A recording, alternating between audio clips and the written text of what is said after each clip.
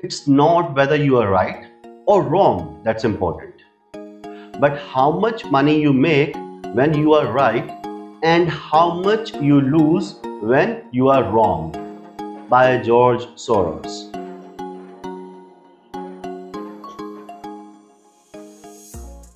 Hello दोस्तों, कैसे हैं आप लोग? दोस्तों, आप जानते होंगे स्टॉक मार्केट में कोई भी 100% राइट या 100% रॉन्ग नहीं होता है। चाहे कोई कितना भी स्मार्ट, एक्सपीरियंस्ड और इंटेलेक्चुअल और इंटेलिजेंट इंसान हो, वो भी स्टॉक मार्केट में रॉन्ग हो जाता है। और चाहे कितना ही कोई बेवकूफ, नौसिखिया, एकदम नया इंसान हो जिसे बिल्कुल भी नहीं पता हो एबीसीडी स्टॉक मार्केट की, वो भी 100% रॉन्ग नहीं हो सकता, क्योंकि ये सारा गेम है प्रोबेबिलिटी का। अगर आप 50 to 60% टाइम भी राइट होते हो और अपने रिस्क एंड रिवॉर्ड को मेंटेन करते हो, तब भी आप एक प्रॉफिटेबल ट्रेडर बन सकते हो। मेरी रेशो राइट होने का 65 to 70% है, सो मेरे 30 to 35% ट्रेड्स रॉन्ग होती है। बट इस कोट में जॉर्ज सोरस हमें क्या कह रहे हैं? वो ये कह रहे हैं कि ये इंपॉर्टेंट नहीं है कि आप राइट हो रहे हैं या रॉन्ग हो रहे हैं। इम्पोर्टेंट ये है कि जब आप राइट हो रहे हैं तो कितना बड़ा पैसा बना रहे हैं, और जब आप रॉन्ग हो रहे हैं तो कितना पैसा लूज कर रहे हैं। तो दोस्तों, आज मैं उन मूव्स की बात करूंगा जो मूव्स बहुत बड़े होते हैं और हमें साल भर का पैसा एक बार में ही कमा के दे देते हैं। हम जानेंगे वो मूव्स क्या होते हैं, किन कंडीशंस में बनते हैं, और हम उनको कैसे पहचानें और कैसे एंटर करें उनके अंदर। साथ ही हम बात करेंगे कि अगर हमसे वो मूव मिस हो गया तो हमें क्या करना चाहिए। तो दोस्तों, मेरा नाम है अभिषेक सिक्का। मैं हूं एक full time trader and investor, और मैं आपको वेलकम करता हूं अपने educational channel students of market में।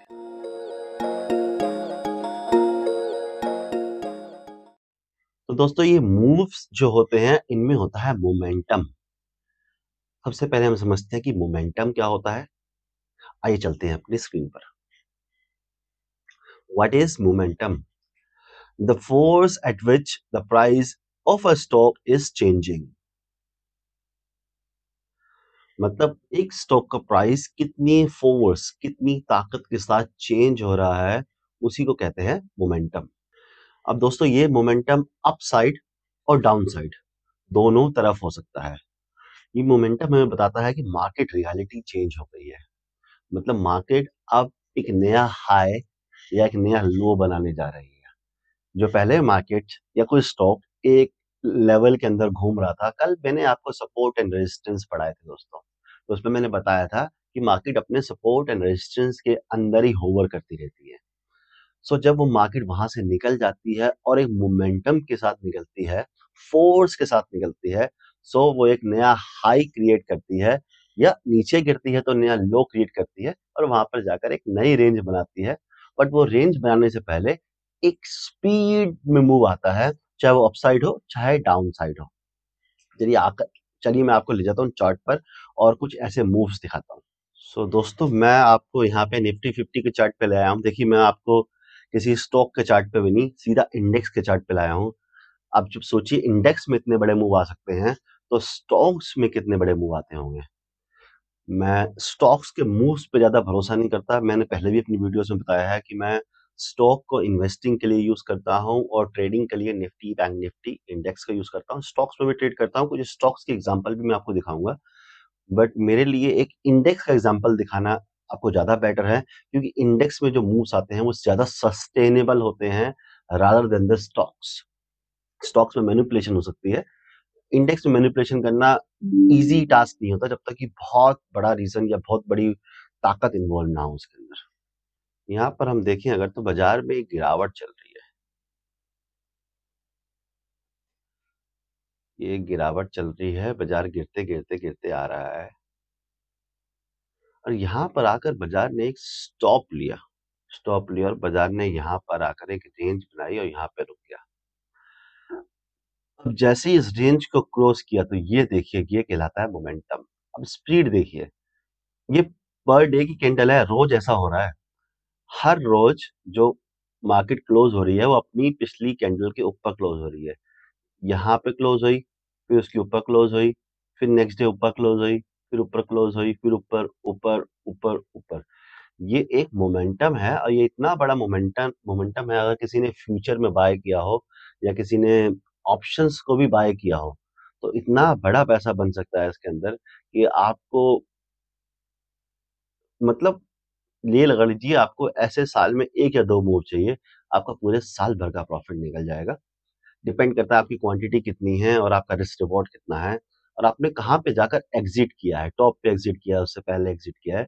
बट ये मूव बहुत बड़ा है, बहुत शानदार मूव है और इसी को कहते हैं मोमेंटम। मोमेंटम का मतलब ये है बड़ा मूव नहीं, मोमेंटम का मतलब ये है कि जब वो एक स्पीड से निकले, मतलब कहीं पे आपको निकलने का मौका ही नहीं दिया, आपको कहीं पे यहाँ पे प्रॉफ़िट बुक करने का मौका ही नहीं मिला।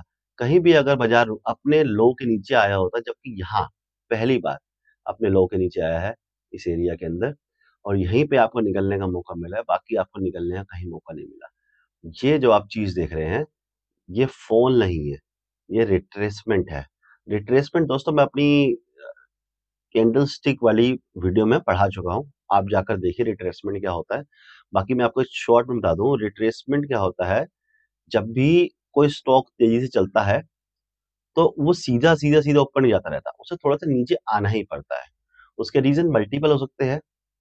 पहला रीज़न तो ये है कि जिन लोगों ने नीचे बाय किया है, जिन लोगों ने यहाँ पर बाय किया होगा, इस एरिया के अंदर बाय किया होगा, वो कहीं तो प्रॉफ़िट बुक करेंगे और हर किसी का स्टाइल नहीं होता कि वो कई महीनों या सालों तक होल्ड करे। कुछ लोग कुछ दिनों के लिए, कुछ वीक्स के लिए होल्ड करते हैं, कुछ लोग टारगेट रखते हैं। तो यहाँ पे देखेंगे ना ये एक रेजिस्टेंस है। कल मैंने सपोर्ट रेजिस्टेंस पढ़ाए हैं दोस्तों, अब मेरे से कोई ये कन्फ्यूज़ मत होना, यहाँ रेजिस्टेंस क्या होता है, मैंने कल समझाया, ये एक रेजिस्टेंस है। यहाँ पे पिछली बार स्टॉक जब उछला था, तो यहाँ से रेजिस्टेंस लेके गिर गया था। तो ये एक रेजिस्टेंस है। ये जा रहा है रेजिस्टेंस का लेवल। सो यहाँ पे कई लोगों को पता है, जैसे मेरा भी यही था आइडिया कि यहाँ पे नीचे आएगा, रेजिस्टेंस लेगा, तो मैंने भी प्रॉफ़िट इसी एरिया में कहीं पे अपना बुक किया था। बट यहाँ पे कुछ लोग प्रॉफ़िट बुक करेंगे और कुछ लोग सेल भी करेंगे, जिनको लगता है कि यहाँ से वापस गिर जाएगा, नीचे आएगा, चाहे शॉर्ट टर्म के लिए सेल करें, लॉन्ग टर्म के लिए सेल करें, किसी भी रीज़न से सेल करें। पहले तो प्रॉफ़िट बुकिंग आएगी, फिर सेलिंग आएगी, उसकी वजह से मार्केट में एक रिट्रेसमेंट आएगी। अब रिट्रेसमेंट बहुत छोटी होती है, मतलब 25-30% ही होती है। ये पूरे मूव का अगर हम देखें तो, ये जो पूरा मूव चला है यहाँ से नीचे से लेके ऊपर तक, इसकी ये 25 से परसेंट से ज़्यादा नहीं है और अगर मोमेंटम स्ट्रॉन्ग है तो रिट्रेसमेंट 25-30% से ज़्यादा नहीं होनी चाहिए। अब एक एक एक डिप आया, इसे डिप भी कहते हैं। एक डिप आया और डिप देखिए, जहाँ पहली कैंडल जो पहली पहली दिन की कैंडल ने जो डिप लगाया, कभी उसके लो के नीचे हम गए ही नहीं। नीचे गए भी तो ऊपर वापस आ गए और यहीं पे बाइंग शुरू हो गई। बाजार के पार्टिसिपेंट ने वेट ही नहीं किया कि इसे और नीचे आए, यहाँ इस लेवल पे आए जहाँ पे ब्रेकआउट हुआ था, हम यहाँ पे बाय करेंगे। पहले ही बाइंग शुरू हो गई। मतलब एक रिट्रेसमेंट, पहले एक मूव, मैंने आपको पढ़ाया दोस्तों कैंडलस्टिक वाले अ, उसमें आपको कि एक अच्छे मूव को कैसे पहचाना जाता है। एक मूव, ये हो गया एक अप मूव, देन ये हो गई एक रिट्रेसमेंट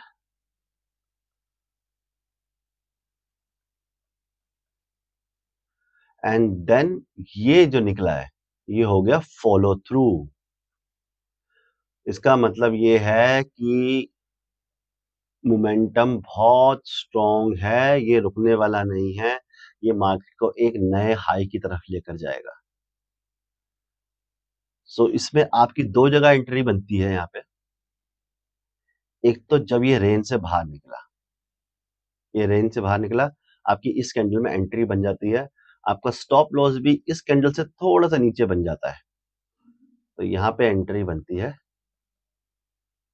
टारगेट आपका ये वाला लेवल हो सकता है क्योंकि यहाँ पे पिछली बार रुका था और आप लॉन्ग टर्म ट्रेडर हैं, पोजिशनल ट्रेडर हैं, लंबी ट्रेड बनाते हैं, तो आपका टारगेट तो कुछ भी हो सकता है, बहुत ऊपर जाके हो सकता है, ये वाला प्रीवियस हाई भी हो सकता है आपका टारगेट। सो और आप ट्रेल भी कर सकते हैं। ट्रेलिंग क्या होती है? मैंने अभी तक आप लोगों को सिखाया तो नहीं है बट सिखाऊँगा आगे चल के मैं ट्रेलिंग क्या कहते हैं, ट्रेलिंग कैसे कहते हैं। जब मैं आपको स्टॉप लॉस के बारे में सब कुछ सिखाऊँगा तो ट्रेलिंग स्टॉप लॉस भी सिखाऊँगा वहाँ पे। तो इसे कहते हैं मोमेंटम कि एक स्पीड से निकल जाना और रुकना ही नहीं काफी लंबे समय तक। मोमेंटम डाउन साइड भी होते हैं, ये भी एक मोमेंटम है। देखिए यहां से बाजार गिरता गिरता आया, यहाँ पे एक स्टॉप लिया सेम लेवल पर, और यहां से जब ये गिरना शुरू हुआ तो ये बहुत बड़ा मोमेंटम है। सो ये मोमेंटम हो गया, मोमेंटम मतलब स्पीड हो गया। अब यहाँ पे इस मोमेंटम में रिट्रेसमेंट बहुत बड़ा है। अब देखिए डाउन मूव में रिट्रेसमेंट ऊपर की तरफ होगा, अप मूव में रिट्रेसमेंट ऐसे होगा नीचे की तरफ, और फिर ऐसे निकल जाएगा। जब बाजार डाउन जाएगा तो रिट्रेसमेंट ऐसे होगा, फिर ऐसे निकल जाएगा। तो यहाँ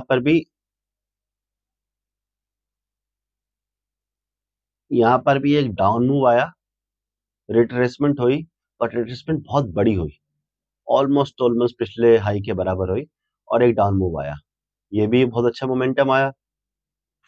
फिर एक रिट्रेसमेंट हुई, अब रिट्रेसमेंट छोटी है, ये 30% या 35-40% के आसपास की रिट्रेसमेंट है, और फिर एक फॉलो थ्रू आया। बट आप यहाँ देख रहे हैं ये डाउन मूव अब हो गया फेल इस एरिया में आके, और यहाँ से मार्केट चला गया अप। ये हमें कैसे पता चलता है कि अब मार्केट में रिजीम चेंज हो सकता है, अब मार्केट में एक अप मूव आ सकता है? ये हमें इससे पता चलता है कि ये जो डाउन मूव्स आ रहे हैं ना, इनमें रिट्रेसमेंट बहुत बड़ी बड़ी आ रही है, रिट्रेसमेंट बहुत बड़ी बड़ी आ रही है। और जबकि ये जो अप मूव्स है, इनमें रिट्रेसमेंट बहुत छोटी है, फिर निकला, फिर एक छोटी रिट्रेसमेंट, फिर निकल गया, फिर निकलता ही जा रहा है। सो इस तरह से मार्केट में मोमेंटम क्रिएट होता है जब मार्केट अपनी किसी रेंज से बाहर निकलता है। ये मोमेंटम क्यों आते हैं? ये मोमेंटम इसलिए आते हैं क्योंकि मार्केट ऊपर से नीचे गिरता आ रहा था। ये मार्केट यहाँ से गिरता गिरता गिरता गिरता गिरता गिरता आ रहा था नीचे टॉप से, और लोग बेचते आ रहे थे, ये सेल करते आ रहे थे, ये सेल करते आ रहे थे, ये सेल करते आ रहे थे, ये सब सेल करते हुए आ रहे थे, ये सब सेल करते हुए आ रहे थे। और यहाँ पर इस एरिया में भी यहाँ बहुत सारे सेलर्स ने सेल किया होगा, इंक्लूडिंग मी। मैंने भी यहाँ पे सेलिंग शुरू करी थी, क्योंकि मेरे हिसाब से अभी मुझे बाजार अभी डाउन मूव दिखा रहा है। मैं अपने हिसाब से नहीं सोचूंगा कि बाजार यहाँ से ऊपर चला जाएगा, ऊपर चला जाएगा मुझे नुकसान देगा, मैं ऊपर की ट्रेड ले लूंगा। ऐसा ट्रेडर मुझे यही करना है, मुझे अपने आप से प्रिडिक्ट नहीं करना है मार्केट को, मुझे मार्केट के एक्शन के साथ चलना है। जब मुझे इतनी बार गिरते गिरते बाजार ने प्रॉफिट दिया है, तो एक बार लॉस भी दे देगा तो कोई दिक्कत नहीं है। तो ये सब सेलर्स एंजॉय कर रहे हैं प्रॉफिट, यहाँ से सेल करते करते करते आ रहे हैं, हर बार इनको प्रॉफिट मिल रहा है, हर बार बाजार नीचे आ जाता है जब भी ये सेल करते हैं। बट इस बार बाजार ने इनको तोड़ दिया, इनके कॉन्फिडेंस को तोड़ा, और तोड़ा भी बहुत मोमेंटम के साथ। एक अपॉर्चुनिटी फिर यहाँ बनी, क्योंकि ये बिकॉज ये जो मूव है ये अभी पहला ही मूव है, अभी सिर्फ ये वाले सेलर्स फंसे हैं, ये यहाँ सेल किया है, इन्हीं को लॉस हुआ है। अभी ये सेलर्स, ये सेलर्स, ये सेलर्स, ये सेलर्स, ये सारे सेलर्स अभी बचे पड़े हैं। लेकिन जब बाजार नीचे आया, रिट्रेस किया, होल्ड किया, यहाँ पे भी कंसोलिडेट किया, और फिर ऊपर निकला, तो ये सब सेलर भागना शुरू हो गए, ये भागे, ये भागे, ऊपर वाले भी भागने लगेंगे, ये भी कहेंगे यार ऐसा ना हो कि हमारा प्रॉफिट लेके चला जाए, तो हम प्रॉफिट बुक करना शुरू कर देंगे वो लोग, और सेलर्स कन्वर्ट हो जाएंगे बायर्स में। मैंने कल ही सिखाया आप लोगों को, ये जो रिजीम चलती आ रही है, यहाँ पर सेलर्स ग्रीडी हो चुके थे, क्योंकि उनको बहुत प्रॉफिट मिल रहा था और वो सेल करते आ रहे थे, और बायर्स फियरफुल थे, बिकॉज बायर्स जब भी बाय करते थे, जब भी बाय करते थे प्राइस नीचे आता था उन्हें नुकसान होता था, जब भी बाय करते थे प्राइस नीचे आता था उनको नुकसान होता था। सो वो अब डर में बैठे हुए थे, और सेलर्स ग्रीडी थे, वो दबा के सेल कर रहे थे कि प्राइस ने नीचे तो आना ही है, हमें क्या फर्क पड़ना है, हमें तो प्रॉफिट मिलना ही है। बट अब यहाँ पे रिजीम चेंज हो गया, बाजार ने रिजीम चेंज कर दिया। रिजीम कैसे चेंज किया? विद मोमेंटम, विद मोमेंटम, एक मोमेंटम के साथ रिजीम चेंज हुआ। अब इस मूव को देखकर बायर्स ग्रीडी हो गए, क्योंकि सबने तो यहाँ पे बाय नहीं किया होगा, यहाँ से निकल के इतना बड़ा मूव कर दिया और बायर्स तो देखते रह गए होंगे खरीदने वाले, अरे यार इतना ऊपर निकल गया, अब मैं क्या करूं, कब एंट्री लूं, कैसे इसको बाय करूं। लेकिन जब बायर्स को यहाँ पे ये एरिया में रेड कैंडल्स मिली, यहाँ पे दिखा कि प्राइस रुका है, तो यहाँ पे बायर्स हो गए ग्रीडी। और ये नीचे क्यों नहीं गया, और यहाँ से क्योंकि एक तो बायर्स ने बाय करना शुरू कर दिया, बायर को एंट्री मिल गई। बायर्स को समझ में नहीं आ रहा था, बायर्स को समझ में नहीं आ रहा था कि ये इतना नीचे ऊपर चला गया, सीधा चला गया ना, मैं एंट्री कहाँ करूं। एंट्री तो आदमी तभी करेगा ना कि प्राइस ऐसे गया, नीचे आया, फिर ऊपर जा रहा है, फिर एंट्री करेगा वो। सीधे में एंट्री कहाँ करेगा, सीधे में जो एंट्री करेगा फंस जाएगा। सो जब ये नीचे आया तो बायर्स ने बाय करना शुरू किया, बायर्स हो गए ग्रीडी। इसकी वजह से प्राइस नीचे नहीं गिरा, यहाँ पे आके रुक गया। जब भी नीचे जाए बायर्स बाय करने लग जाए, और सेलर्स हो गए फेयरफुल। सेलर्स ने और सेल किया ही नहीं, वो नीचे नीचे आए लेकर ही नहीं आया, क्योंकि उन्हें डर लग रहा है हम सेल करेंगे, इतना बड़ा मोमेंटम आया है, दोबारा ऐसा एक मोमेंटम आ गया तो क्या होगा, और वो मोमेंटम आ ही गया। और जो सेलर्स जिद्दी थे, सेल करने में लगे हुए थे, मैंने भी सेल किया था, यहाँ पे एक छोटा नुकसान हुआ था, मुझे याद है। पर ठीक है, मैं तो ट्रेडर हूँ, मैं तो अपने ट्रेड चेंज कर लेता हूँ मौका देख के। जब मुझे वापस ऊपर निकलता हुआ दिखा यहाँ पर, तो मैंने अपनी लॉन्ग की पोजीशन बना ली। फिर अब ये रिजीम चेंज हो गया, अब यहाँ पे जब जब नीचे आ रहा है, जब जब नीचे आ रहा है बायर्स बाय कर रहे हैं, जब नीचे आ रहा है बायर्स बाय कर रहे हैं, जब नीचे आ रहा है बायर्स बाय कर रहे हैं, ऊपर लेके जा रहे हैं, नीचे प्राइस को टिक नहीं दे रहे हैं। मोमेंटम तब आता है जब प्राइस अपनी रेंज से बाहर निकलता है, जब दो रेंज के बीच में होवर करता रहता है, सपोर्ट और रेजिस्टेंस के बीच में, जब वो बाहर निकलता है ईदर साइड, तब एक मोमेंटम आता है। मोमेंटम में आप पहले मूव में हर कोई नहीं घुस सकता है, क्योंकि यहाँ पे रिस्क बहुत ज्यादा होता है। मोमेंटम हमेशा हमेशा सस्टेन नहीं करता, कई बार ऐसे हो सकता है कि प्राइस ऐसे ऐसे ऐसे करे, ऊपर निकले, आप लोग बाय करो यहाँ कहीं, और धैर्य नीचे आए, और नीचे आएगा तो वो बहुत तेजी से आएगा, क्योंकि सारे बायर्स फंस जाएंगे, और जब बायर्स फंस जाएंगे तो वो अपना नुकसान बुक करेंगे और मार्केट बहुत तेजी से नीचे गिरेगा। तो अब मोमेंटम की पहचान, नए बंदे को जो रिस्क कम लेना चाहता है, उसको बाय तब करना चाहिए जब मोमेंटम आया, रिट्रेसमेंट आई, और ये फॉलो थ्रू आने लगा, ग्रीन कैंडल्स बनने लगी, तब एंट्री करनी चाहिए। स्टॉप लॉस इसके नीचे आ जाना चाहिए, और टारगेट 1:2, 1:3, 1:4 डिपेंड करता है, या फिर जो भी नेक्स्ट रेजिस्टेंस है, जैसे ये एक नेक्स्ट रेजिस्टेंस दिख रही है यहाँ पे रखना चाहिए। यहाँ पे बाजार रुका भी कुछ टाइम, लेकिन जब मोमेंटम बहुत स्ट्रांग होता है तो बाजार कहीं नहीं रुकता है, स्टॉक कहीं नहीं रुकता है, वो सीधा ऊपर चलता चला जाता है। दोस्तों यहाँ पे रिपीट करना चाहूंगा मैं, करेक्टरिस्टिक और मोमेंटम, जैसा मैंने आपको चार्ट पर सिखाया। ब्रेकआउट ऑफ अ रेंज मतलब किसी कौन ब्रेकआउट ऑफ द रेंज मतलब किसी रेंज से बाहर निकलना, एक रेंज के बीच में स्टॉक होवर कर रहा है, वो ऊपर की तरफ बाहर निकल जाए, नीचे की तरफ बाहर निकल जाए, तब एक मोमेंटम क्रिएट होता है। लो रिट्रेसमेंट, अगेन मैंने चार्ट पे दिखाया आपको, ऊपर निकला, हल्का सा नीचे आया, फिर ऊपर निकल गया, और नीचे जाते हुए नीचे गया, थोड़ा सा ऊपर आया, फिर नीचे गया। तो जो ऊपर जाते जाते थोड़ा सा नीचे आना, वो रिट्रेसमेंट कहलाती है। नीचे जाते जाते स्टॉक का थोड़ा सा ऊपर आना, वो भी रिट्रेसमेंट कहलाती है। डायरेक्शन अलग अलग होती है। तो रिट्रेसमेंट लो होनी चाहिए, ऐसा ना हो कि एक मूव आया, उस मूव के बाद स्टॉक अपने 50% से ज्यादा रिट्रेस हो गया। 50% से ज्यादा रिट्रेसमेंट नहीं होनी चाहिए, वैसे 30, 25, 30% होनी चाहिए रिट्रेसमेंट, जो एक अच्छा मोमेंटम दिखाती है। बट अगर रिट्रेसमेंट 50% से ज्यादा हो रही है, तो मतलब वो मोमेंटम सस्टेन नहीं करेगा, शायद वो मोमेंटम रिवर्स हो सकता है, और जब रिवर्स होगा तो बड़ा डेंजरस होगा, बड़ा खतरनाक होगा। डिग्री ऑफ इंक्लाइन 30% होनी चाहिए। डिग्री ऑफ इंक्लाइन क्या हो गई, जो जो स्टॉक में मूव आया है, मोमेंटम आया है, वो उसकी डिग्री 30% होनी चाहिए। डिग्री समझते हैं ना आप, ये 90 डिग्री होता है, ये 45 डिग्री होता है, ये 30 डिग्री होता है, ये कितना डिग्री होता है ये मुझे आइडिया नहीं है, ये देखना पड़ेगा कितना डिग्री होता है, बट सीधा 90 डिग्री होता है, थोड़ा सा एंगल 45 डिग्री और 30 डिग्री। सो 30 डिग्री 45 डिग्री अच्छा है, क्योंकि बाजार थोड़ा सा ऐसे ऐसे जा रहा है। सीधा 90 डिग्री थोड़ा डेंजरस होता है दोस्तों, 90 डिग्री के फेल होने के चांसेस बहुत ज्यादा होते हैं। अब वो मैं आपको आगे सिखाऊंगा हमारे नेक्स्ट टॉपिक के ऊपर। नेक्स्ट हम समझते हैं what is parabolic move. A parabolic move refers to a rapid and steep increase in the price of a particular stock, and price rises sharply and forms a parabolic curve on a price chart. That is why it is called parabolic move. Parabolic move वो होता है जो 90 degree में होता है। सीधा example पे चलते हैं दोस्तों।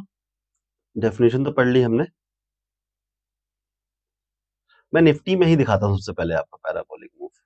ये होता है पैराबोलिक मूव। ये देखिए, सीधा ऊपर, सीधा ऊपर। मतलब यहाँ पे कौन तो घुसेगा, कौन तो क्या करेगा। मतलब कहीं हमें तो कहीं एंट्री नहीं मिली। सच में मैं ये जो मूव आया है इसमें मैं कुछ नहीं कर पाया। रिसेंट का मूव है, मैंने कोई पैसे नहीं कमाए, ये सच्चाई है, क्योंकि यहाँ पे मुझे एंट्री नहीं मिली। कहीं पे रिट्रेसमेंट हो, कहीं पे कुछ हो तो मैं एंट्री कर पाऊं। बाकी सब जगह अच्छी एंट्री करता आया। यहाँ पे मेरा थोड़ा सा व्यू भी नेगेटिव हो चुका था कि बाजार नीचे आ सकता है, तो इसलिए भी मैंने पोजीशन नहीं बनाई उस तरह की।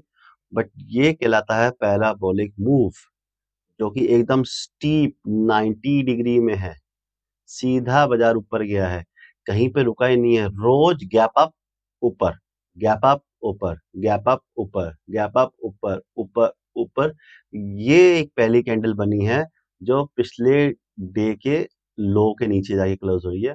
बट कोई रिट्रेसमेंट नहीं है दोस्तों। रिट्रेसमेंट मैंने आपको बताई है 25-30% रिट्रेसमेंट होनी चाहिए। रिट्रेसमेंट तब होती जब ऐसे जाके थोड़ा सा यहाँ आके फिर ऊपर निकलता, तो ये मूव अच्छा होता। लेकिन यहाँ पे आप देखेंगे ऐसे जाकर यहीं पे पॉज लिया और सीधा ऊपर, और उसका हाल भी, हशर भी देख लीजिए उसके बाद सीधा नीचे। क्यों? क्योंकि यहाँ पर रिट्रेसमेंट नहीं है। अच्छा मूव, सस्टेनेबल मूव वही होता है ऊपर जाए नीचे आए, फिर ऊपर जाए फिर नीचे आए, फिर ऊपर जाए। ये मूव सस्टेन रहता है। और जो डिग्री हो मूव की वो 30 डिग्री या मैक्सिमम 45 डिग्री हो। 30 डिग्री या 45 डिग्री हो। ये 90 डिग्री का मूव है। ये इसके सस्टेन होने के बड़े लो चांस है। बट ठीक है, उसके बाद भी निकला, फिर 90 डिग्री के एंगल में निकला, और उसके बाद बस मौके की बात थी, सब डाउन। अब वहीं पे आ चुका है स्टॉक, जहां पर उसने, वहीं पे आ चुका है निफ्टी, जहां से निफ्टी निकला था, जहां से अपने उसने यहाँ पे मूव खत्म किया था, यहीं पे आ चुका है। अब अगर ये मूव 90 डिग्री मूव स्ट्रॉन्ग है तो यहाँ पे कुछ समय बताएगा ये, और फिर दोबारा अपनी जर्नी स्टार्ट करेगा। और अगर ये मूव स्ट्रॉन्ग नहीं है तो यहाँ पर ज्यादा समय नहीं बिताएगा और नीचे आ जाएगा, और नीचे इसी लेवल पे वापस आ जाएगा जो कि इसका राइट प्राइस है। उससे ये पता चलेगा ये जो पैराबोलिक मूव था ये फेक था, मैनिपुलेशन थी, या फिर लोगों की ग्रीडीनेस थी कि लोगों को दिख ही नहीं रहा था, लोग बस खरीदने के लिए पागल हो गए थे, क्योंकि लोगों ने ये पीछे के मूव्स देख लिए थे जहां पे लोग बाय नहीं कर पाए थे, और लोग शुरू हो गए थे खरीदना। अब देखें क्या होगा। मैं एज अ ट्रेडर प्रेडिक्ट नहीं करता हूँ। मेरे लिए यहाँ से नीचे जाएगा, मैं बेरिश हो जाऊंगा। मेरे लिए यहाँ से ऊपर निकलेगा, मैं बुलिश हो जाऊंगा। मुझे कोई फर्क नहीं पड़ता कि मेरी कोई प्रिडिक्शन नहीं है, मतलब कि क्या होगा क्या नहीं होगा। मैं यहाँ बेरिश हूँ, यहाँ बुलिश हूँ, और जब तक यहाँ पे बीच में है, घूम रहा है, तब तक मैं साइडवेज हूँ। मतलब मैं ऑप्शंस बेच के प्रीमियम कमाऊंगा, थीटा कमाऊंगा। यही मेरी स्ट्रेटेजी है, ज्यादा और कुछ भी नहीं है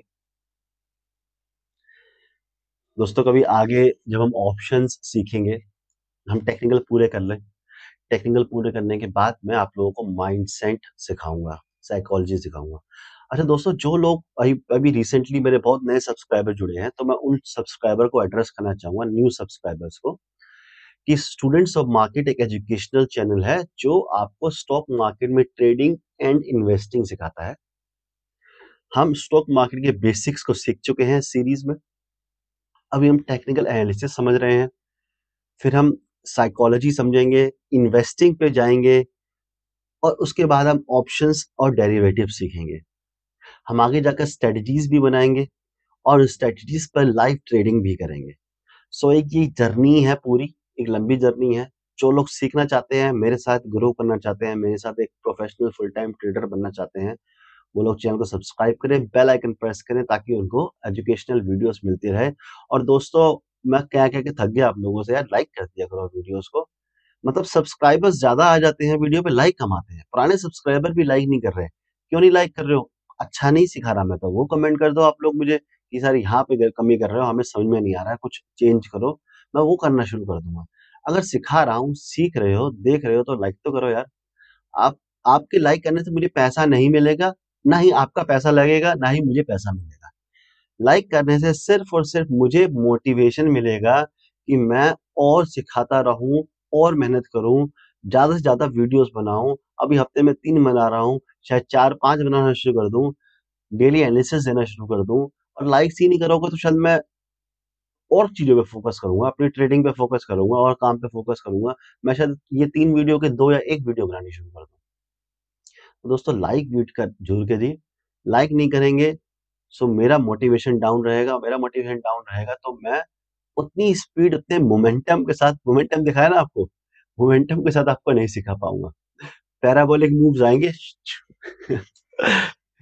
ठीक है दोस्तों, तो हमने पैराबोलिक मूव को देखा। तो पैराबोलिक मूव प्रॉफिट्स तो बहुत अच्छा देते हैं अगर आप राइट टाइम पे एंट्री कर गए तो। बट ये मूव्स के फेल होने की प्रोबेबिलिटी बहुत ज्यादा होती है दोस्तों, बहुत ज्यादा हो सकती है। इसका तरीका यही है, अगर आपको पहली बात तो स्पोर्ट करना बड़ा मुश्किल है, क्योंकि यहाँ पे बाजार ने आप देखेंगे बहुत ज्यादा टाइम नहीं बिताया।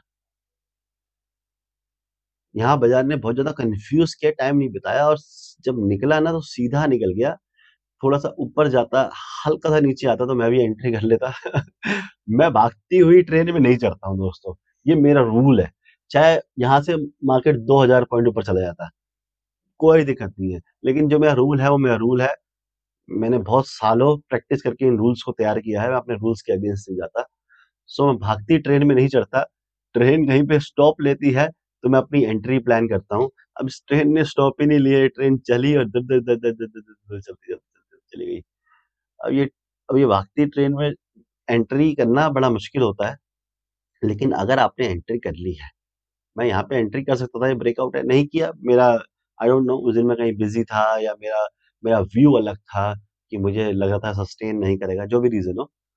सो अगर आपको यहाँ पर एंट्री मिल गई है और आपको ऐसा मूव दिख रहा है 90 डिग्री, सो अपना ट्रेलिंग एसएल कैंडल्स के नीचे लगाते चलिए। जो जो पिछली कैंडल बन रही है उसके नीचे लगाते चलिए। जैसे ये क्रॉस करे, प्रॉफिट बुक कर लीजिए। आपको लग रहा होगा सर ये तो बहुत बड़ा प्रॉफिट है, ये तो यहाँ तक गया है, आप हमें यहीं पे निकलने को बोल रहे हो।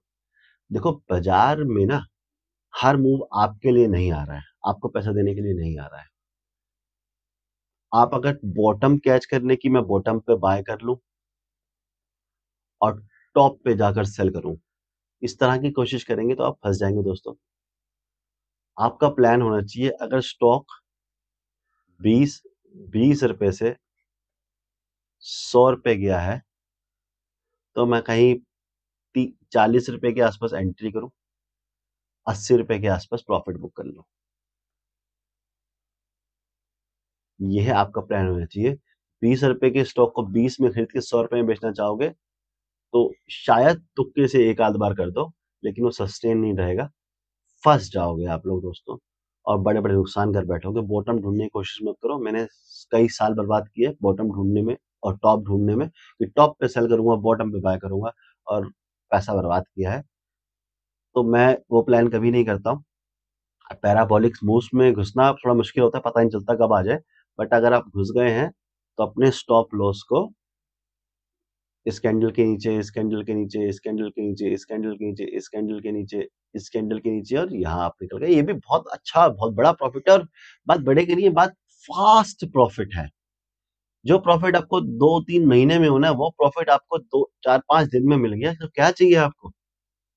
फिर वेट करो, फिर निकला तो है, ये अच्छा मूव है। यहाँ पे वेट किया है, वेट करके निकला है, यहाँ पे एक एंट्री के लिए कैंडल भी दी है, पॉज भी लिया है, तो ये अच्छा मूव है। उसका नीचे आ रहा है, ये ये अच्छा मूव है, यहाँ पे एक एंट्री बनती है। सो इस तरह के मूव को, 90 डिग्री मूव को पैराबोलिक मूव कहते हैं। आइए इसके बारे में और जानते हैं। Cause of the parabolic move. इसके कॉज क्या होते हैं? पहला कॉज होता है मास हिस्टीरिया। दोस्तों, हिस्टीरिया अगर आप नहीं समझते तो हिस्टीरिया एक ऐसी स्टेज होती है जहां पर इंसान अपने इमोशंस को कंट्रोल नहीं कर पाता है। That is called hysteria. So ये एक ऐसी स्टेज है जहाँ पे बायर्स अपने इमोशन कंट्रोल नहीं कर पा रहे हैं। अब यहाँ पे देखेंगे इस मूव में, अब यहाँ पे देखेंगे तो यहाँ पर बाइंग चल रही है, लगातार बाइंग चल रही है। ये हो गया मास हिस्टीरिया कि लोग अपने इमोशंस पे कंट्रोल नहीं कर पा रहे, अपने ग्रीड वाले इमोशंस पे कंट्रोल नहीं कर पा रहे, और लोग को डर ही नहीं लग रहा और धड़ाधड़ बाय करे जा रहे हैं। नेक्स्ट रीजन होता है फियर ऑफ मिसिंग आउट। अब फियर ऑफ मिसिंग आउट क्या होता है? फियर ऑफ मिसिंग आउट होता है जब इंसान सोचता है कि अरे यार, ये कहीं छूट ना जाए मुझसे, अरे ये चीज 20 से 50 चली गई है, 50 से 500 चली जाएगी और मैं रह जाऊंगा, मैं ले नहीं पाऊंगा। पहले ऐसा हुआ होता है पास्ट टाइम में हमारे साथ कि हम कोई बड़े ट्रेड नहीं ले पाते हैं, और इस बार हमें लगता है कि अब नहीं छोड़ूंगा इस ट्रेड को, मैं ले लूंगा। तो यहाँ पर जो जो लोग पीछे पीछे के मूव्स में जो जो लोग बाय नहीं कर पाए होंगे, वो यहाँ पर कूद कूद कर घुसे हैं, कूद कूद कर बाय किया है। सो इसे कहते हैं fear of missing out, FOMO effect भी कहते हैं, जो आगे जाकर मैं आपको डिटेल में सिखाऊंगा जब हम माइंडसेट एंड साइकोलॉजी सीखेंगे। लैक ऑफ फंडामेंटल्स, मतलब इस तरह के मूव्स में ना फंडामेंटल्स कुछ नहीं होते। मतलब हिंदुस्तान में ऐसा कुछ बड़ा शानदार नहीं हो गया। निफ्टी निफ्टी 50 देख रहे हैं हम। निफ्टी 50 इंडिया की इकोनॉमी, हिंदुस्तान को, शेयर मार्केट को प्रॉपरली रिप्रेजेंट करती है, और ऐसा कुछ भी नहीं हुआ है फंडामेंटली कि स्टॉक इस तरह से भागे, 90 डिग्री के एंगल पे भागे। 90 डिग्री के एंगल पे निफ्टी जैसा बड़ा 50 स्टॉक्स का मेल है ये, वो इस तरह से भागे, ऐसा तो फंडामेंटली कुछ नहीं हुआ है। तो फंडामेंटल कुछ नहीं है, सिर्फ और सिर्फ टेक्निकल है। टेक्निकल भी सिर्फ इमोशन है, टेक्निकली भी ऐसे मूव नहीं होते हैं। मैंने आपको दिखाया जो अच्छा मोमेंटम होता है वो 30 डिग्री 45 डिग्री का होता है, उसमें रिट्रेसमेंट होता है, फॉलो थ्रू होता है। यहाँ पर ना रिट्रेसमेंट है ना फॉलो थ्रू है, ये 90 डिग्री मूव है। सो जो लोग इस मूव में घुसे हैं, पैसा कमाया, बहुत अच्छा है, बहुत अच्छी स्किल्स है, मैं अप्रिशिएट करता हूँ उनकी स्किल्स को। बट मेरा बिलीव ये है कि मूव्स फेल हो जाते हैं, सस्टेन करना बड़ा मुश्किल होता है। शायद सस्टेन कर जाए, मैं गलत हो जाऊं। मैंने शुरू में एक कोट पढ़ी कि स्टॉक मार्केट में कोई भी 100% राइट नहीं होता, 100% रॉन्ग नहीं होता। ये तो आपको अपने रूल्स डिसाइड करने पड़ते हैं, मैं कैसे ट्रेड करूंगा, कैसे ट्रेड नहीं करूंगा। और दूसरा, लैक ऑफ रिस्क मैनेजमेंट। यहाँ पे दोस्तों रिस्क मैनेजमेंट नहीं है, बिल्कुल नहीं है। कि रिस्क मैनेजमेंट ये है कि अगर जो बंदे यहाँ पे घुस रहे हैं, यहाँ पे घुस रहे हैं, उन्होंने स्टॉप लॉस कहाँ लगा रखा है? क्योंकि प्रैक्टिकली स्टॉप लॉस यहाँ बनता है। जो मैं ये स्टॉप लॉस बोल रहा हूँ वो ट्रेलिंग स्टॉप लॉस है, जब आप पहले घुस चुके हैं, प्रॉफिट ले चुके हैं। अगर आप नई एंट्री कर रहे हैं, आप यहाँ आपने यहाँ तक एंट्री कर ली, कोई दिक्कत नहीं है। स्टॉप लॉस ये हो गया, रिस्क रिवॉर्ड अच्छा है। अब यहाँ एंट्री कर रहे हैं, यहाँ एंट्री कर रहे हैं, यहाँ एंट्री कर रहे हैं, यहाँ एंट्री कर रहे हैं, तो रिस्क रिवॉर्ड अच्छा नहीं है, क्योंकि स्टॉप लॉस तो नीचे ही निकल के आता है। स्टॉप लॉस तो यही होता है, बाजार रुका तो यहीं पे ही है। स्टॉप लॉस वहीं पे लिया जाता है जहां पर बाजार ने समय बिताया हो, जहां पर बहुत सारे बायर्स और सेलर्स की, मतलब बेयर और बुल्स की फाइट हो रही हो, और उस फाइट के बाद जो विनर निकलता है वो मार्केट को अपनी डायरेक्शन में लेके जाता है। बुल्स जीतेंगे, जहां जैसे यहाँ पे जीते हैं, तो बाजार को ऊपर लेके जाएंगे। बेयर जीतेंगे तो बाजार को नीचे लेके जाएंगे। मोमेंटम को समझा और पैराबोलिक मूव को देखा। बाकी दोस्तों सच्चाई तो ये है कि ये जो मूव आते हैं, ये बहुत स्ट्रॉन्ग मूव होते हैं। अगर आप इसमें अच्छे से घुस गए तो जल्दी नहीं निकलना, अच्छा पैसा लेकर ही निकलना है। कि ये मूव्स आपको इतना ज्यादा पैसा कमा के देंगे कि आपका आपको अगर साल में 2 बार 3 बार ऐसी ट्रेड मिल गई ना, आपका पूरे साल भर का प्रॉफिट निकल जाएगा। फिर छोट-मोट ट्रेड करती रहिए, अपना एन्जॉय करते रहिए साथ-साथ। आपका बड़ा पैसा तो आ गया, कैपिटल तो बड़ा हो जाएगा। आपकी कैपिटल को ये 3 गुना, 4 गुना, 5 गुना कर देंगे और फिर उसके बाद रिलैक्स कीजिए और नए बड़े मूव का वेट कीजिए। अब ये तो देखिए निफ्टी 50 है, ये तो डेड नहीं होता है। निफ्टी 50 का एग्जांपल दिखाया क्योंकि ये हमारे देश की इकोनॉमी है, ये गया तो सब कुछ चला गया। मैं आपको कुछ इंडिविजुअल स्टॉक्स के एग्जांपल दिखाता हूँ जहाँ पे पैराबोलिक मूव आए थे और क्या हुआ। ये देखिए एक चार्ट आप, ये यस बैंक का चार्ट है। ये है एक पैराबोलिक मूव सीधा 90 डिग्री। और क्या हुआ इस मूव का? जो जिन बेचारों ने यहाँ पे लिया होगा उनका तो क्या हाल होगा? पूरा खत्म। अगले कुछ दिनों में पूरा खत्म नीचे। अब लोग कहेंगे ये भी तो चला, उसके बाद फिर नीचे और नीचे नीचे नीचे नीचे खत्म हो गया। अच्छा डेली चार्ट है, मैं आपको ना असली मूव दिखाता हूँ। अब ये मंथली चार्ट है, ये जो एक एक कैंडल है पूरे मंथ की बन रही है, आप देख रहे हैं? 1 2 3 4 5 6 6 महीने ये स्टॉक सीधा ही चलता चला गया ऊपर, कहीं रुका ही नहीं। 6 महीने, 6 मंथ्स। सोच सकते हैं कितना बड़ा प्रॉफिट है ये। 160 रुपए से 280 रुपए, कहीं ना कहीं डबल होने पे आ गया सिर्फ और सिर्फ 6 महीने के अंदर स्टॉक। उसके बाद ये देखिए ये एक मूव हुआ, यहाँ टाइम बिताया और ये देख रहे हैं ये वाली कैंडल, ये रेड कैंडल, ये 1 महीने की कैंडल है। 1 महीना ही लगा 350 रुपए से वापस 160 रुपए पे आने में। 6 महीने बढ़ने में लगे और 1 महीना गिरने में लगा। जब ऐसा होता है, जब ऐसी सेलिंग आती है तो उसके बाद थोड़ा सा उछाल आया और फिर डाउन और स्टॉक रह गया 16 रुपए का। 16 रुपए का, 16 17 रुपए का चल रहा है। ये एग्जाम्पल है पैराबोलिक मूव्स के। पैराबोलिक्स मूव में अगर आपको बड़ा प्रॉफिट हो गया तो दोस्तों निकल जाइए।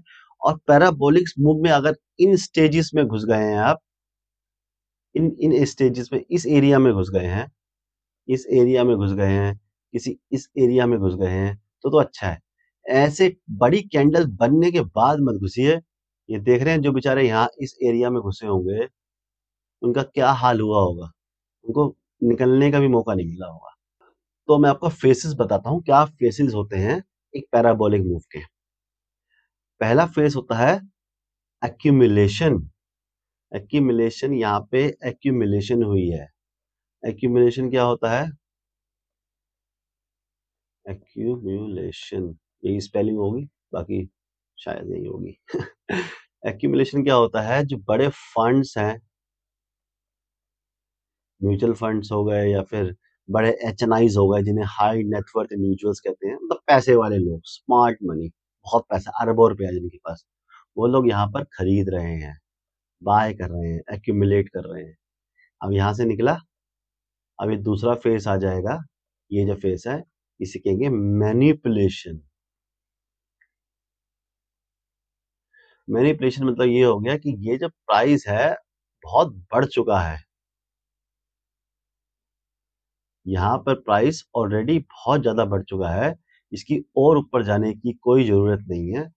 बट फिर भी इसको मैनिपुलेट कर कर ऊपर ले जाया गया ताकि पब्लिक, हम लोग, आप और मैं जैसे लोग अब बाय करने आए कि ये और ऊपर जाएगा, क्योंकि हमने इसको इतना बड़ा मूव करते। मैं सब मिटा देता हूँ दोस्तों, अगर आपने स्क्रीनशॉट लेना हो तो ले लेना, बाकी तो वीडियो अवेलेबल ही है।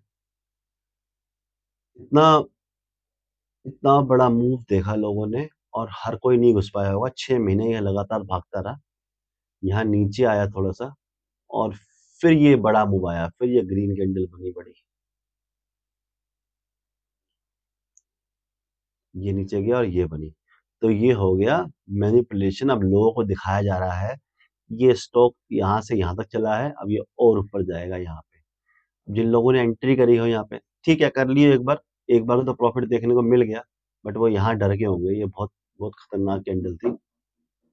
और यहाँ पे सिर्फ मैनिपुलेशन हो रही है। बड़ी बड़ी ग्रीन कैंडल्स देख रहे हैं, इतनी बड़ी ग्रीन कैंडल, ये फिर बड़ी ग्रीन कैंडल, ये फिर बड़ी ग्रीन कैंडल, तो ये सब मैनिपुलेशन एरिया है। अब मैनिपुलेशन के बाद अब एरिया आ गया डिस्ट्रीब्यूशन।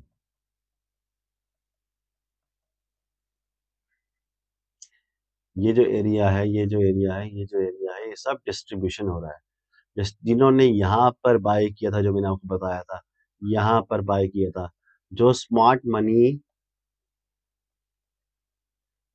इसे बाय करती आ रही थी इन जगहों पर, अब वो अपना माल बेच रही है और प्रॉफिट बुक कर रही है, तो डिस्ट्रीब्यूशन दे रही है, अब प्रॉफिट बुक कर रही है, और हम जैसे लोग खरीद रहे हैं, हम जैसे लोग, रिटेल इन्वेस्टर खरीद रहा है, हमें लग रहा है अरे ये दोस्त, ये तो कितने रुपए, यहाँ पे 40 रुपए के आसपास से 350 चला गया, और इतना गिरते ही हम लोग पागल हो जाएंगे, अरे यार 350 से 160 आ गया, अब और क्या गिरेगा, इतना तो गिर ही चुका है।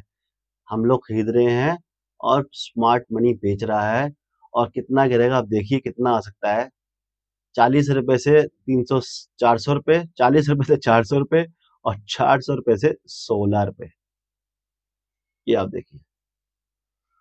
सो पैराबोलिक मूव्स के पीछे फंडामेंटल रीजन भी होने चाहिए, टेक्निकल रीजन भी होने चाहिए, और आप फंडामेंटल रीजन नहीं देखते हैं, आप मूव पकड़ लेते हैं, बहुत अच्छी बात है, मैं ये नहीं कह रहा कि मूव्स को मत पकड़ो, मैं आपको यहाँ पे पॉइंट समझाता हूँ क्या क्या करना चाहिए आपको। If possible enter in the first phase, मतलब अगर पॉसिबल हो तो जो जहाँ पे एक्यूमुलेशन हो रही है उसी फेज में एंट्री ले पाए आप। अगर आपने वहां पे एंट्री ले ली तो आप बड़े मूव को ले पाएंगे, बड़ा प्रॉफिट कमा पाएंगे।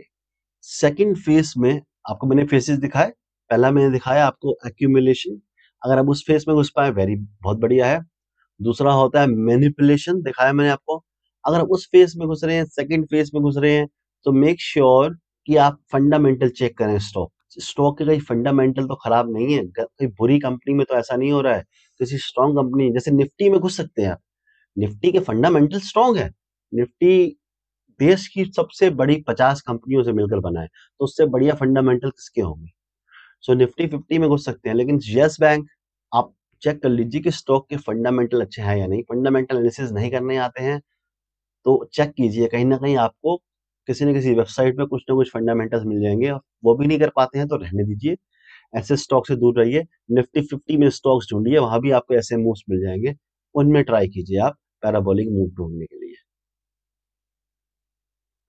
Stay with the trend as long as possible, मतलब जब तक वो स्टॉक हायर हाई बनाता हुआ चल रहा है। मैं चार्ट पे समझाता हूँ आपको, मतलब जब तक स्टॉक में हायर हाई फॉर्मेशन बन रहा है तब तक उसके साथ रहिए। जिस दिन वो ऐसे नीचे आए, ऊपर जाए और ऐसे तोड़ दे, उस दिन निकल जाइए। एम पैटर्न दिख रहा है आपको, जहां आपको एम पैटर्न दिखे, या हेड एंड शोल्डर भी बोलते हैं इसे, और भी बहुत सारे नाम है, बट जब ये फॉर्मेशन ब्रेक हो जाए तो निकल जाइए, तब वेट मत करिए। जैसे यहाँ पर इस एरिया में ये फॉर्मेशन इस कैंडल ने ब्रेक किया है, यहाँ पे आपकी एग्जिट हो जाना चाहिए। अगर आप कहीं पे भी खरीदा है, इस एरिया में आपका एग्जिट हो जाना चाहिए था, और एट द एंड बिल्कुल ही कोई नहीं कर पाया एग्जिट, तो यहाँ तो एग्जिट हो ही जाना चाहिए था, क्योंकि एक बार इसने ये किया और दूसरी बार कर दिया, मतलब अब स्टॉक जमीन चाटने वाला है। और देखिए अब जमीन चाटता ही दिख रहा है आपको, 16 रुपए 17 रुपए का चल रहा है, 400 रुपए का स्टॉक। जिन्होंने 300 400 रुपए में, किसी ने तो खरीदा ही होगा दोस्तों, अगर यहाँ पे बिकवाली हुई है तो खरीदारी भी हुई है, वो लोग तो अब क्या कर रहे होंगे, ना बेच सकते हैं ना और खरीद सकते हैं, फंस गए। मैं यहाँ पे कुछ फेमस एग्जांपल्स देना चाहूंगा, जैसे कि ट्यूलिप मानिया, अगर आपको पता हो या ना पता हो, ये नेदरलैंड्स की कहानी है। नेदरलैंड्स में 1630 के आसपास ट्यूलिप मैनिया हो गया था। ट्यूलिप के फ्लावर्स होते हैं जो आप स्क्रीन पर देख रहे हैं। अब इनका क्या हो गया था, ये वहां पे रिलेटिवली नए थे, मतलब एक तरह से नए फूल उगने शुरू हो गए थे, लोगों ने अभी भी डिस्कवर किया था कि ऐसा खूबसूरत फूल होता है। और ये फूल जैसे ही उगने शुरू हुए, वैसे ही अमीर लोगों में, वहां के रिच लोगों में इसकी डिमांड आ गई, उनको बहुत अच्छे लगने लगे, मतलब प्रेजेंट में देना, अपनी गर्लफ्रेंड या वाइफ वगैरह को देना, फैमिलीज में देना, अपने घरों में लगाना उनको बड़ा पसंद था। तो इनकी डिमांड बहुत ज़्यादा आने लगी। अब ये नए थे, न्यूली ग्रोन थे, तो सबको तो उगाने आते नहीं थे कि कैसे इनकी खेती की जाती है। तो इसके धीरे-धीरे प्राइस बढ़ने लग गए और प्राइस ऐसे बढ़ते चले गए, ऐसे बढ़ते चले गए जैसे आपने यस बैंक देखा था 400 चला गया था, ऐसे बढ़ते चले गए। अब जब बहुत टॉप पे पहुँच गए तो जो हर आदमी, हर 11-11 आदमी सोच रहा है यार ये अब और बढ़ेगा, मैं इससे बहुत पैसा कमाऊँगा। और लोगों ने अपने घर, ज़मीन, गोल्ड सब बेच-बाच के ट्यूलिप में पैसा लगा दिया। ट्यूलिप मानिया हो गया। अब सोचिए ट्यूलिप फ्लावर है, फ्लावर ने तो डेड हो जाना है। आपने अपना घर, गोल्ड ये सब चीज़ें बेच के इन चीज़ों में पैसा लगा दिया।